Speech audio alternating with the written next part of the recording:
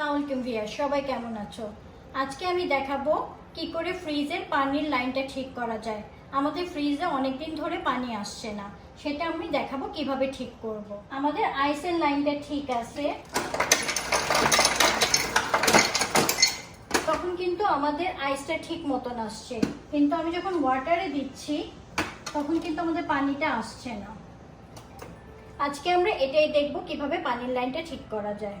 আমরা এখন এটা ডিআইস করার জন্য একটি হেয়ার ড্রায়ার দিয়ে এখানে হিটটা দিব।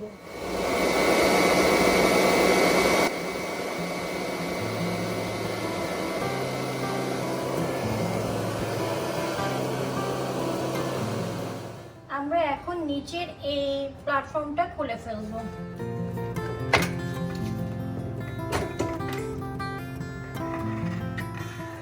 আমরা তারপরে এই পানির লাইনের পাইপটা খুলবো এবং এটা খোলার সঙ্গে সঙ্গে পানি পড়বে, তাই আমরা একটা কাপড় দিয়ে নেব।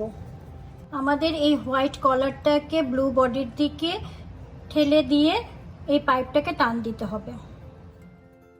আমাদের যেটা ফ্রিজের ভিতরে লাইন গিয়েছে সেটাতে আমরা এখন হেয়ার ড্রায়ার দিয়ে হিট দিব।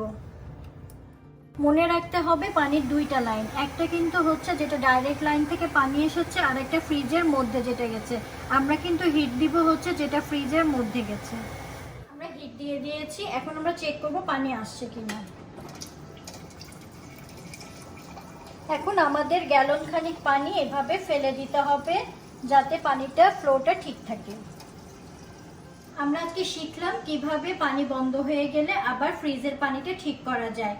যদি আপনার আমার কাজ ভালো লেগে থাকে তাহলে অবশ্যই আমার চ্যানেলটা সাবস্ক্রাইব করতে ভুলবেন না, বেল বাটনটা অবশ্যই প্রেস করেন। ধন্যবাদ।